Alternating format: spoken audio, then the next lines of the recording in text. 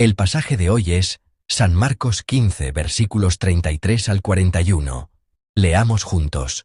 Cuando vino la hora sexta, hubo tinieblas sobre toda la tierra hasta la hora novena. Y a la hora novena Jesús clamó a gran voz diciendo, Eloi, Eloi, lama sabactani, que traducido es, Dios mío, ¿por qué me has desamparado? Y algunos de los que estaban allí decían al oírlo, mirad, llama a Elías. Y corrió uno, y empapando una esponja en vinagre, y poniéndola en una caña, le dio a beber, diciendo, dejad, veamos si viene Elías a bajarle. Mas Jesús, dando una gran voz, expiró. Entonces el velo del templo se rasgó en dos, de arriba a abajo, y el centurión que estaba frente a él, viendo que después de clamar había expirado así, dijo, verdaderamente este hombre era hijo de Dios. También había algunas mujeres mirando de lejos, entre las cuales estaban María Magdalena, María la madre de Jacobo el menor, y de José, y Salomé, quienes, cuando él estaba en Galilea, le seguían y le servían, y otras muchas que habían subido con él a Jerusalén. Amén.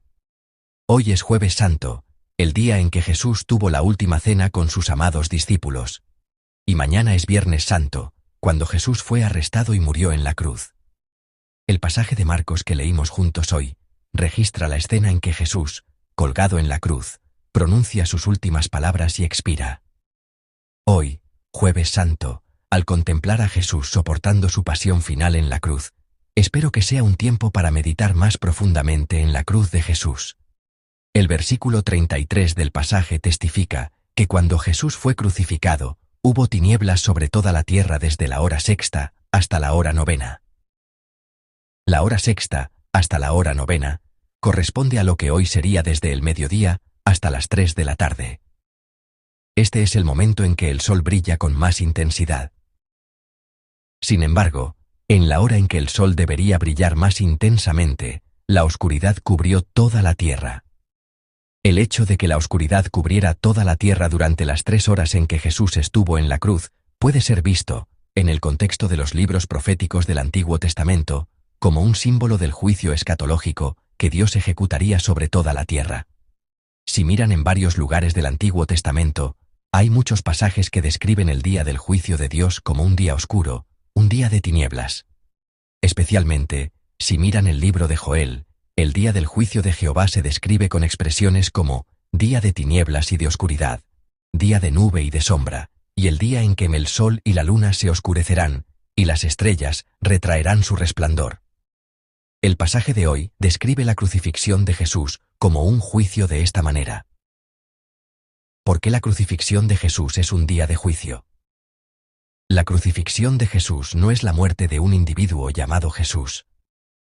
Jesús muere en la cruz, llevando en su lugar todos los pecados del mundo y de aquellos que lo crucificaron.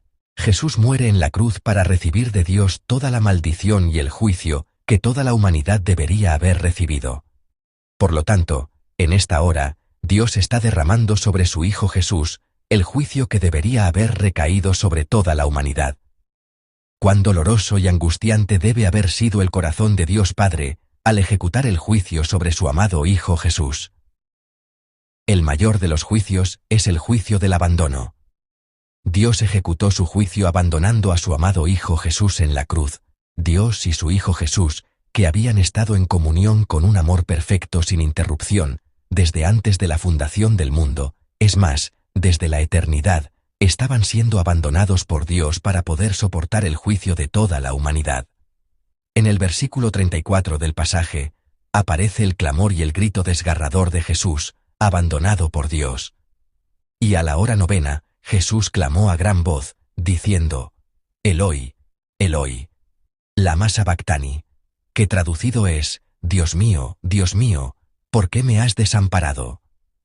Este clamor puede significar que el dolor físico que Jesús experimentó en la cruz fue inmenso, pero no es un grito simplemente por el dolor físico. Fue un clamor y un grito desesperado en medio del dolor de la desconexión espiritual con Dios. Jesús, al referirse a Dios, usualmente usaba el título Padre, Padre. Pero en el pasaje de hoy no usa la palabra Padre, sino que clama, Dios mío, Dios mío. El hecho de que Jesús use el título Dios en lugar de Padre, en la cruz, significa que no está experimentando ninguna cercanía, intimidad, paz o seguridad en su relación con Dios como el Hijo de Dios. Sin experimentar ninguna relación como el Hijo de Dios, Jesús simplemente clama: Dios, Dios.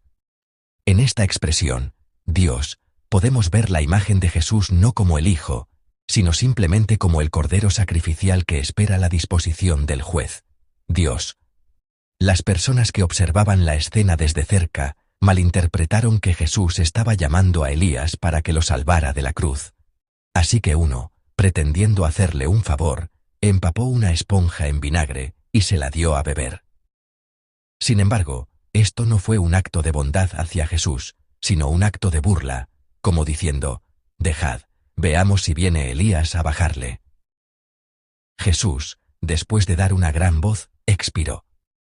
Respecto a la situación en el momento en que Jesús expiró, el versículo 38 dice así: el velo del santuario en el templo de Jerusalén se rasgó en dos, de arriba abajo. El velo del santuario separaba el lugar santo del lugar santísimo. Este velo era como una línea divisoria que separaba al Dios santo de la humanidad pecadora. Por eso, nadie, excepto el sumo sacerdote, podía entrar en el lugar santísimo más allá del velo. Pero cuando Jesús murió, el velo se rasgó de arriba abajo. El hecho de que el velo se rasgara de arriba abajo indica que esto no fue obra humana, sino obra de Dios. Si consideramos el tamaño del velo, podemos ver que era muy grande, de unos 18 metros de largo y 9 metros de ancho. Si una persona hubiera intentado rasgarlo artificialmente, probablemente lo habría rasgado de abajo hacia arriba. En resumen, esto significa que Dios mismo rasgó el velo. Esto significa que al rasgarse la barrera que separaba a Dios de los seres humanos, la humanidad ha obtenido un nuevo camino para acercarse a Dios. Ya no son necesarios los sacrificios ni los ritos del templo. A través de Jesucristo, el verdadero templo, cualquiera puede acercarse a Dios. Este pasaje nos hace pensar en el gran sacrificio que nuestra salvación le costó a Jesús. El Señor entregó su única vida en la cruz para darnos vida. Sufrió un dolor y una aflicción indescriptibles y expiró. Debemos reflexionar sobre cuánta luz irradia el noble sufrimiento y la muerte en la cruz de Jesús en nuestra vida diaria, y cuánta influencia tiene. ¿En qué medida están presentes en sus vidas el sufrimiento, el sacrificio y el amor que Jesús mostró en la cruz? ¿Qué tan grande es la influencia y el peso del sacrificio de Jesús en nuestras vidas? A través del sacrificio de Jesús, cualquiera puede acercarse a Dios con confianza. Qué agradecidos y conmovidos debemos estar de que nosotros, pecadores, podamos acercarnos al Dios Santo para encontrarlo y verlo. ¿Con qué grado de aprecio viven ustedes esto? No es algo que debamos dar por sentado el poder ver a Dios. Es a través del sacrificio de Jesús que podemos acercarnos a Dios. Ahora podemos acercarnos a Dios en cualquier momento y lugar, jugar libremente en su regazo, alabarlo, adorarlo y disfrutar de una verdadera comunión y compañerismo. El centurión que observaba esta escena, al ver a Jesús expirar de esa manera, dijo: verdaderamente este hombre era hijo de Dios. De hecho, en la cruz, Jesús no pudo confesar a Dios como Padre. El dolor y la angustia de ser abandonado por el Padre eran tan grandes que no podía sentir ninguna cercanía o amor como hijo. Fue completa y totalmente abandonado.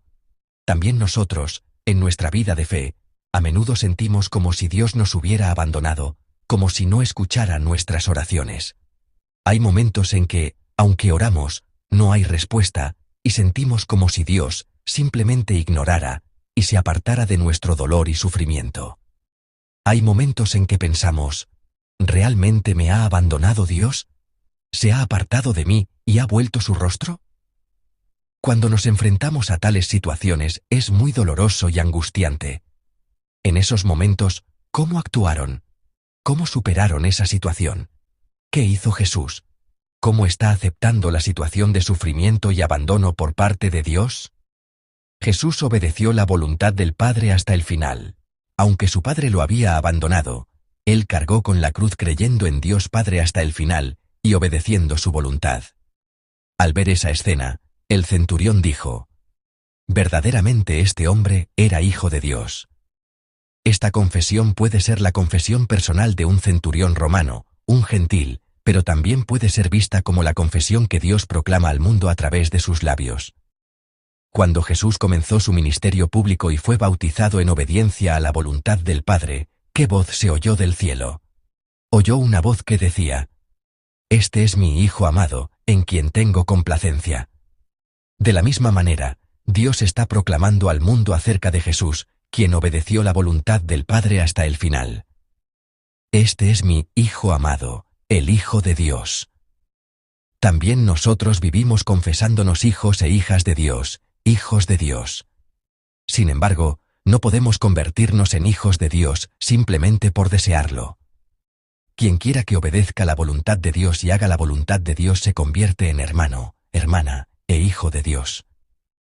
En Mateo, capítulo 3, Juan el Bautista dice a los líderes religiosos: «Y no penséis decir dentro de vosotros mismos: a Abraham tenemos por padre, porque yo os digo que Dios puede levantar hijos a Abraham aun de estas piedras». Esto significa que aquellos que se enorgullecen de ser el pueblo elegido de Dios pero no obedecen su palabra, no son hijos de Dios. Es una palabra que dice que cualquiera que se arrepienta y produzca frutos de obediencia, dignos de arrepentimiento, puede ser descendiente de Abraham e hijo de Dios. Dios proclama a Jesús, quien confió y obedeció al Padre hasta el final, incluso en medio de un gran dolor: «Este es mi Hijo amado». Así es. El secreto para que podamos ser verdaderos hijos de Dios es confiar en la voluntad del Padre y obedecer su palabra hasta el final, incluso en medio del sufrimiento y el dolor, y en la desesperación de sentirnos abandonados por Dios. Cuando confiemos en la bondad de Dios y obedezcamos su palabra, aunque no podamos entenderlo con nuestro pensamiento y razón, Dios nos alabará diciendo: «Tú eres mi Hijo amado, en quien tengo complacencia». Y al ver nuestras vidas fieles de obediencia a la voluntad de Dios, la gente del mundo dirá: «Ellos son verdaderamente los hijos de Dios». A través de ellos, podemos saber qué clase de ser es Dios. Hoy, a medida que avanza la Semana Santa, les ruego encarecidamente que vivamos una vida de obediencia a la voluntad de Dios en toda circunstancia, como Jesús. Dios nos alabará y animará cuando confiemos en su bondad y obedezcamos su palabra, incluso en medio de duras pruebas y dolor. Y a través de nuestra apariencia, el mundo verá al Señor. Les ruego encarecidamente que vivamos este día con esta fe.